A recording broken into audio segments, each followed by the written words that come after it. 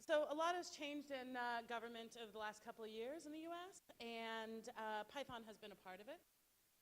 And that's the story I'm going to share today. But I'm also going to talk a little bit about what I learned through the process, because when you're around a bunch of talented people, you learn from them. And, but also what I learned from working inside the government. And some of these lessons can not only be transferred to the government in general, not only transferred to the government in general, to other governments, but also in the workplace, outside of government, in the private sector. So tech in government has changed a lot, and so have I. So a little bit about myself. I worked in the government from 2011 to 2015 before I went back to the private sector. 13 and 14, I was a Presidential Innovation Fellow, and I'll talk a little bit more about that. Right now, I'm a Python Software Foundation board member. I'm a PyLadies leader, and I sit on the board of another organization called BiteBack, which teaches digital literacy to put individuals into living wage jobs. I'm also a PSF Fellow and other things. I wrote a book. This is great for people who want to learn how to program Python and get into the data side. It does not teach pandas, but it teaches just general data wrangling in Python. If you want a discount code, I'll give it to you, because I'm not getting rich off of it. And once upon a time, trabajé como periodista para periódico español en el sur de Florida, donde pretendido hablar español.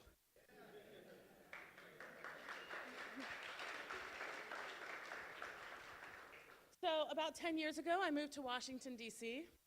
I didn't know who these guys were. Apparently, they're the mascots for the baseball team.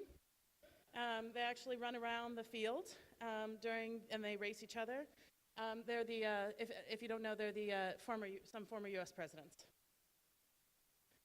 And I had a baby. She has a onesie that is a Python onesie. She may have ruined it on her way here. So I went from journalist, I was working at the Washington Post, to civil servant. My first job in the government was with the Library of Congress as a contractor. And I'm starting with this because this is before all the changes that you hear about like you might have heard about in the news with the Obama administration. There was a well-functioning team in one corner of the Library of Congress that uses Django, Python, Postgres, and this is before Obama came along. So just because you hear a lot about the changes in technology in the U.S. with the Obama administration, it wasn't all that. There was stuff happening in different corners of the government before that. And the team worked on a lot of important things, like this. I would like to show you this thing, but I can't. And then I'd like to show you this thing, but I can't. And this is the best one. But I can't, because the website's down. So here's the first lesson. If you're not on the cloud, you need to move. Otherwise, someone's going to take screenshots of your downed website and share it at a conference.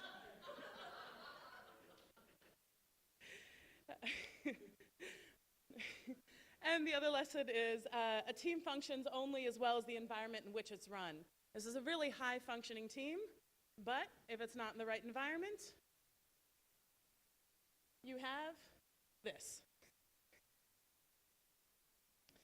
So why wouldn't someone move onto the cloud? I know this sounds like, to me, in a lot of the conversations I have, to say that sounds like crazy talk. Like, why is this even a discussion?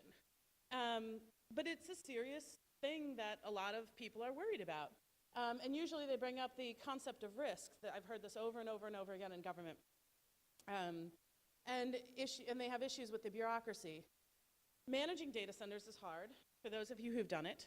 And if it's not your business, you pay someone else to do it. And in fact, deploying code is the hardest thing to do in government. It can take 6 months to more than a year. So, I think one of the things when we started digging into some of these problems is why. And that is because if you don't deploy, you don't have problems. It works. Why do we need to deploy? And it's easier also for people to say no than to say yes. So think about this as Chesterton's fence. The idea being that there's this random fence, and you don't know why it's there. It's blocking the road. But for some reason, at one point, somebody put it there for a reason. So before you try to change something, you should understand what that reason is, why that thing exists, so you understand the impact of the changes you're making, not only technologically, but on the humans that are impacted by those changes.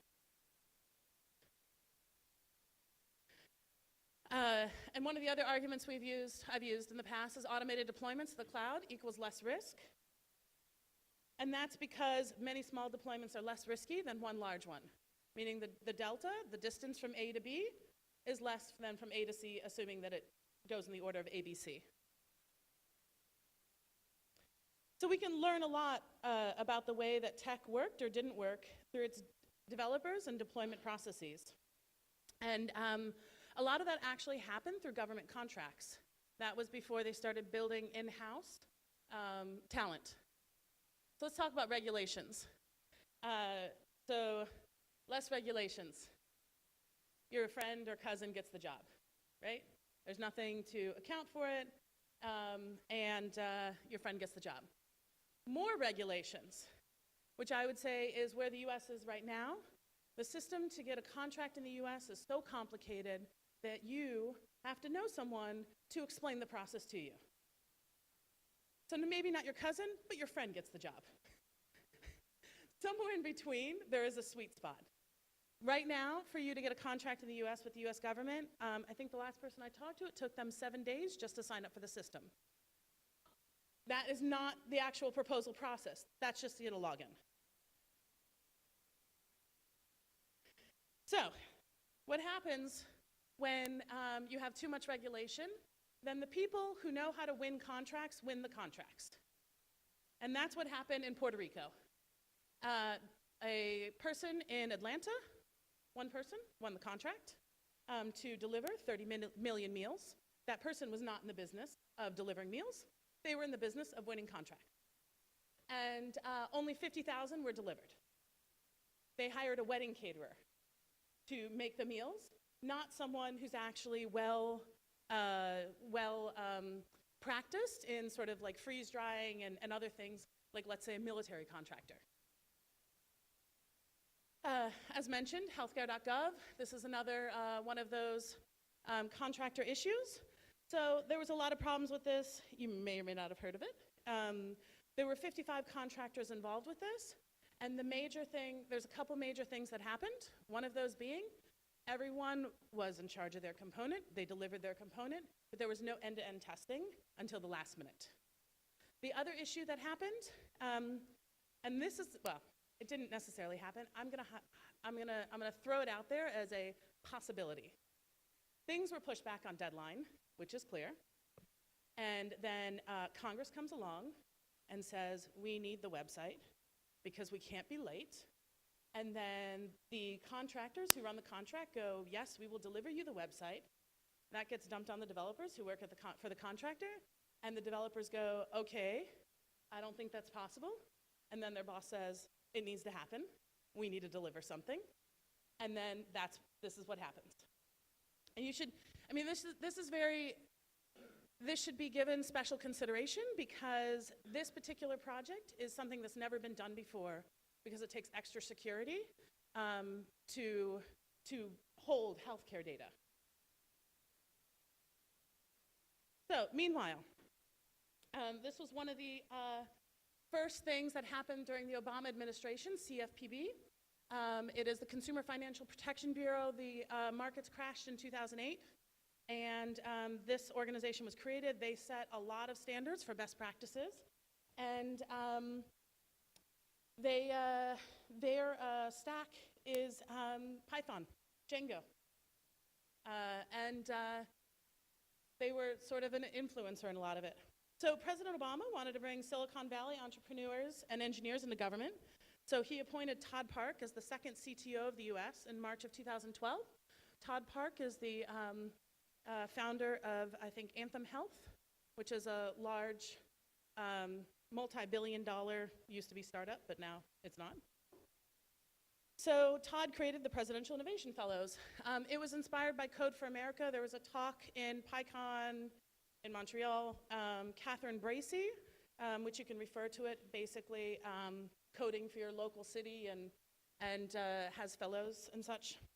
And the idea was you'd have short tours of duty to work on projects that has the potential to save lives, money, create jobs, and make government more efficient. In the first round, there were 18 fellows.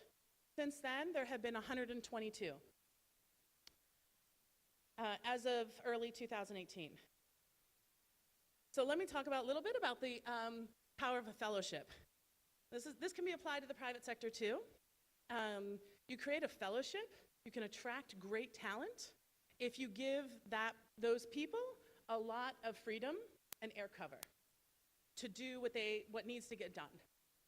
And the idea behind creating a fellowship is you're like, it's a year, or this is the plan.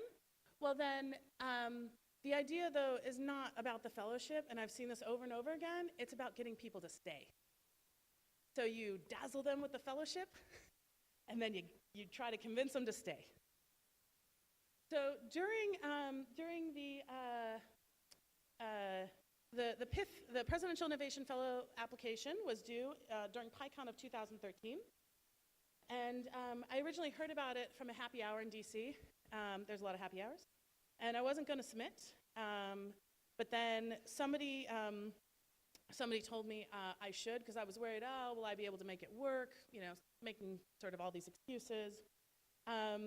And in the end, I received 3 interviews and 2 offers from the White House and different agencies. And this is a fun fact. 2 of those offers were from FEMA and the Department of Education. So I went with FEMA, but the Department of Education said if I wasn't happy at FEMA, that I could just cross the street and join the Department of Education, and their doors will be open. So what I learned from this is do not pursue an opportunity, apply for anything that interests you, and don't let imposter syndrome get in the way of your goals. I didn't think I would actually get a fellowship, let alone 2. So this is what I worked on during my fellowship. It was in Python. It is called GeoQ. My mission was disaster response and recovery. The idea was to get money into the hands of people after a disaster to be able to do disaster assessments. The initial process was 30 days between when a disaster hit to when money would actually get into the pockets of people. So people would be sleeping on cots, on the floor, wherever, houses destroyed. And we started to take imagery to be able to do the damage assessments to, with some confidence level, provide some money so they can get back on their feet into an apartment and back to their lives while they're working through the recovery process.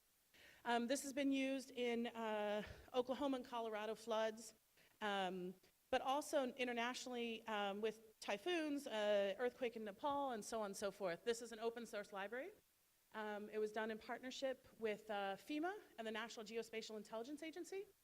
And it's actually one of the top 10 or 12 government GitHub projects. So when I came to this project, it was originally written in Ruby, and I had to have a conversation with myself and say, should I build upon the Ruby and go forth, or should I rewrite in Python? And that was a really hard conversation, because that's exactly what I want to do. I first saw it and I said, rewrite, just throw it away. But then I was like, well, what am I throwing away, and at what cost? Is it easier for me to learn Ruby than it is to rewrite? And after doing the evaluation, I finally made my decision, and my decision was made to rewrite because the support for the project after I would leave was all Python. And that was why the project had stalled and died to begin with, because it was Ruby. And the one Ruby person left. But there were still like 10 Python people around. So that's why it ended up in a rewrite. But that doesn't necessarily mean, like, I seriously sort of tried to take an unbiased perspective towards it. So meanwhile, I was finishing up my tour of duty, and there was a group of folks looking to make the Presidential Innovation Fellows a permanent thing. This was working, it was in the works for a little bit, and I jumped on that train. And during its second year, the Presidential Innovation Fellows was operationalized in the General Services Administration. General Services Administration is an agency inside the US government. So the fellowship was basically officially employed by the General Services Administration, and then in that same agency, we started 18F. So 18F is a digital consultancy for the US government, inside the US government. It was started in 2014, and the agency that it was started in employs about 20,000 people across the country. Besides technology, the agency basically manages all the real estate for the US government and also procurement, so they handle all the contracts. What a perfect place to be. And when we stood up 18F, we decided on three things: Python, JavaScript, and Ruby. And the idea behind that was we wanted to limit what things we were committing to, but we also didn't want to limit it so much that it limited the talent that we could attract. So what were the goals of 18F? This was a major one. Delivery is the strategy. So 18F was influenced by GDS, Government Digital Services in the UK. They were sort of a predecessor. And Mike Bracken, the former head of GDS, this was his sort of tagline: the strategy is delivery. So we used to have writings on the wall: always be shipping, because we were appointees, and what an appointee means, you're gonna come to term and it's over. You could also, you potentially were up for renewal at 2 years and they could not renew you. So since we were also associated with the administration, any day, when the administration leaves, we don't necessarily have our footing. So we wanted to make sure we were always producing something to show and tell. So as I mentioned, software deployment in the government is hard. So is hiring. Hiring can take as long as 6 to 9 months. Now imagine competing with software engineer shops in Silicon Valley that will turn around in a week to be able to get the talent that they want. And we would say to people, we're gonna pay you less money, and we're gonna make you wait 6 months to find out if we're gonna hire you. How does that sound? And we did, a lot of people were willing to hang out, but we did lose a lot of people as a result of that. And so to make 18F work and to make it successful, we were hacking the bureaucracy. So Hillary Hartley was one of the sort of core co-founders of, I have a typo, of hacking the bureaucracy, of 18F, and this is what she says about hacking the bureaucracy: find innovators inside government who've solved similar problems. So we would talk to CFPB, we would talk to Library of Congress and other folks to say, what did you do? How did you get past this issue? Engage stakeholders early and often, figure out who is the decision maker on your project, and make sure you talk to them. Get a minimal viable product up quickly and iterate on it quickly. Make sure you're working with real users. Real users are not the same as stakeholders. I really, really hate this, but sometimes somebody will say, the CTO is my user. A CTO is not your user. A CTO is your stakeholder. Your users are the ones who are actually using the software, not asking you to build it.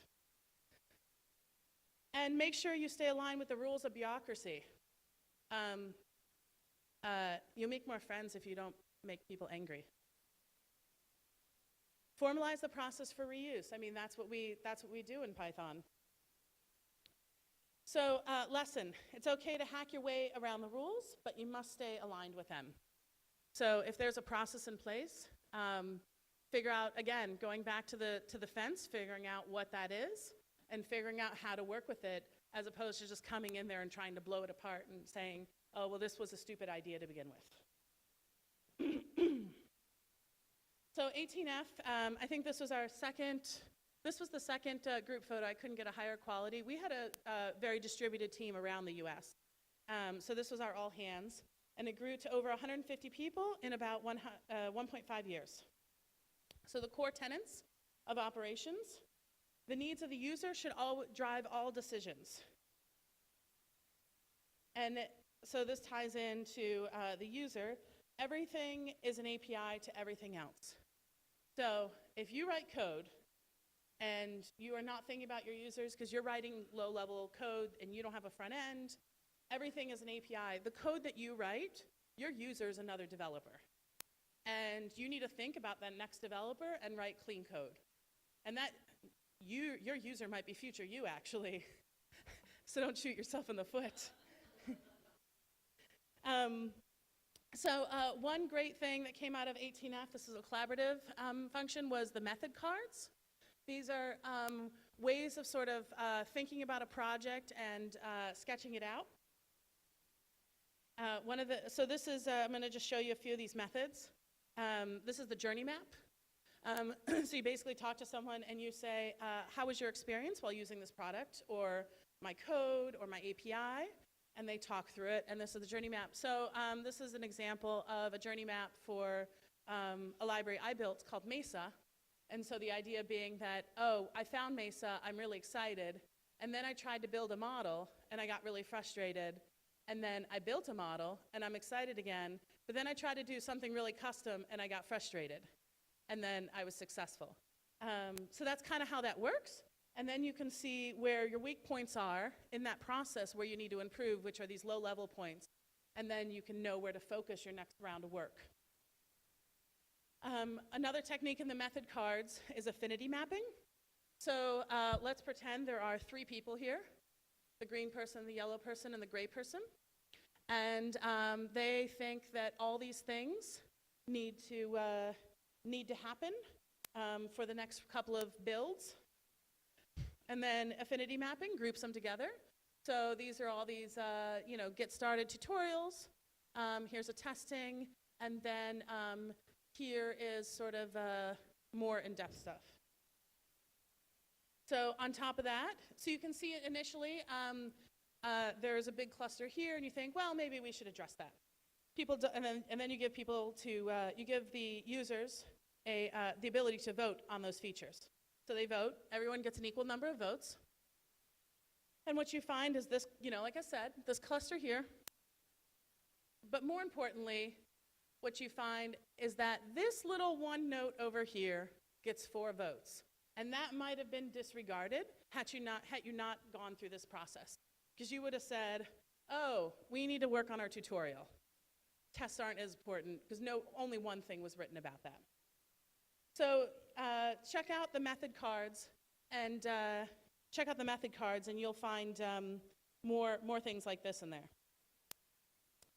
So some other projects that state and local governments or anyone can use. Analytics Hub, I'll show you some pictures of that. Mini sites for content, market research for procurement, and help for small businesses find opportunities. There's a link, and I'll post these publicly later. Let's move on to the next core value. I think this one's really important, open by default. So 18F, we created a policy where everything is open by default. We start with open repos.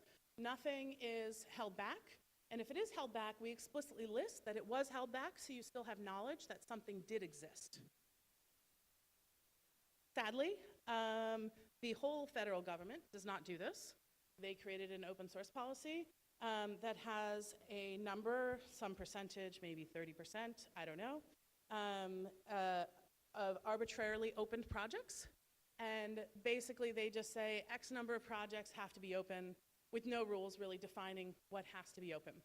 And I think part of this came as a backlash from private contractors trying to protect the software that they were writing and their value, but I'm not sure if that's the case or not. There's also the Open Source Initiative. They have a page where they've pulled together government resources, and it also includes policies, laws from select countries, which is an interesting read. There's a lot of government. On GitHub, If you go to this URL, you can actually search and find out which countries in the US, which states, which cities are on GitHub. So, talked about open by default. I think that's something that's applicable to every political or every sort of civic organization. However, not all projects or techniques will work for all countries. People are different. Estonia is actually one of the leaders in the digital space, and they created a digital ID and made everyone in their country use it. That's really cool, but in the US, that probably wouldn't fly. And the reason why I say that is people are very protective of their privacy, and my assumption would be that they would freak out that the government has a database, publicly, not publicly, but of all their information. Be data driven. So analytics.gov, the website I mentioned earlier, this is a public website. You can see all the analytics for the US government. There were 2.69 billion visits over the last 90 days. Interestingly, right now is tax time in the US, and tax day in the US is April 15th. You have to have your taxes processed. Some people get money back, some people have to pay. My assumption is all these people want their money back, and that's why you have all this IRS get refund. These are all references to people processing their taxes. So these are the most popular websites currently in the US. Next, and this is quite popular and you don't expect this, weather and earthquakes are regularly when weather and earthquakes actually matter. When they don't, then they fall. And then lastly, this case status online, the descriptor's horrible, but this is actually one of the #1 consistent websites, and this is at the ones I showed you is at the bottom of the list, and that is United States Citizen and Immigration Services. It's actually one of the highest touch points too. So with taxes, you interact with the government 1 time a year. With immigration services, the average is 10 times. So people are coming back to see the process of their application, what's the status, where is it in the process, and that's one of the most trafficked websites in the US. Government, in the US government. I'm sure Facebook is probably beating it out. Okay, so don't assume you know what the people want, use data. I didn't know that the Citizen and Immigration Services was one of the most popular. I didn't know people cared about weather. I know people care about their money. So I would have guessed that. And then the last core value, be agile. There's a lot of information on this, so I'm not going to go over it. There's tons of conference talks. But I want to go over one aspect. Explicitly write agile into your contract. Because otherwise, the person you're executing the contract with might want to practice waterfall or agile fall. Agile fall being, they call it agile, but it's really waterfall. Once, I was working on a partnership, and they said they practiced agile, and this was for a contract between 2 agencies. And in their agile processes, they handed me 86 pages of explicitly written requirements, including like explicit buttons, and it was written by 1 person. And we said no. And that's the power of air cover right there. We were able to say no, and we had the head of our agency back us up on that, to say no to another entity. And besides that, there is USDS, United States Digital Services. Little known fact, 18F, actually we started up at the same time, and we tried to take USDS for a name.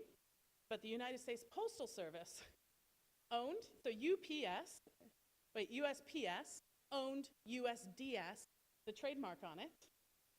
And so we were like, we're not going to do it. And so that's where we came up with the name of 18F. And then the USDS actually took it. And I don't know how they got it, but USDS is directly aligned with the White House, so that might have had something to do with it. But yeah, so there was USDS and 18F. And one of the things, I wanted to give them a direct shout out. Think of them as sort of like the firefighters of the government. and we are more, they sort of work with the White House priority, and 18F is more of the, if they're more top-down, we are more bottom-up, and sometimes we would work together in conjunction. So they were our partners, and they practice a lot of our same plays. We explicitly work together on the playbookcio.gov, which gives you tips on delivery in general. So a lot of those are actually, like I said, applicable beyond government. So where are they now? Because we had an administration change. 18F actually got a new logo. I should have put that up there. And side note, to me, this looks like a snowman. And now you will never see anything but a snowman. Should have put a little hat on there. So there's a publication in DC called FedScoop. Recently, according to FedScoop, 24.5% of the talent from 18F has left. And they haven't rehired because there's been a hiring freeze, so I don't know where that is. So a significant amount has left. 18F has also been moved under the procurement arm of the agency that they're in, meaning the folks who run contracts, now 18F reports up to them. I don't know what that means, but something to think about. However, there's also been a new office created by the Trump administration, which sounds promising, called the Office of American Innovation. I'm not quite sure how that aligns with 18F and USDS, but I have heard a couple of talks, and they do sound like, it sounds like a lot of cheerleading for a lot of the same aspects, you know, but you know politics, it's like one person, I'll put this in the terms of veterans. So in the US, nobody hates military veterans. If you hate a military veteran, then you need to get out of the room. If you are a Democrat or Republican, you love military veterans. But people will argue over how they love military veterans more. And so that's a little bit what's happening in technology. They will argue over who loves to push technology forward more. But I will say, I think there's been a little bit of a push back towards the private sector and contracting as opposed to building in-house talent. So Presidential Innovation Fellows, that's me on the end. The very last act that Obama did before handing over the baton to President Trump was signing the bill. And literally, he had to sign the physical bill. It's not like a digital thing, like he has to sit down with a pen and sign the bill that was actually physically signed by Congress. And it happened about an hour before the inauguration. It was the absolute last bill, and people were running around on Capitol Hill trying to get that passed into law, just to ensure that the Presidential Innovation Fellows Program can continue on doing the good work that it's doing. CFPB, a bunch of the employees from CFPB went to 18F. We had to stop recruiting them because it wasn't leaving a good taste in people's mouths. But they're doing good. I think there's a little. I think the current administration views CFPB as being too much regulation against banks. So who knows what will happen to CFPB. And lastly, Library of Congress. During the making of this talk, a little bird told me they're actually moving to the cloud. So, yay! And one final word. Recently, I also heard that they're starting up some initiatives in Puerto Rico, and they might be hiring some talent there. So if you're interested, please email me, and I will connect you with the people who are doing that, and maybe there's a job in it. That's it.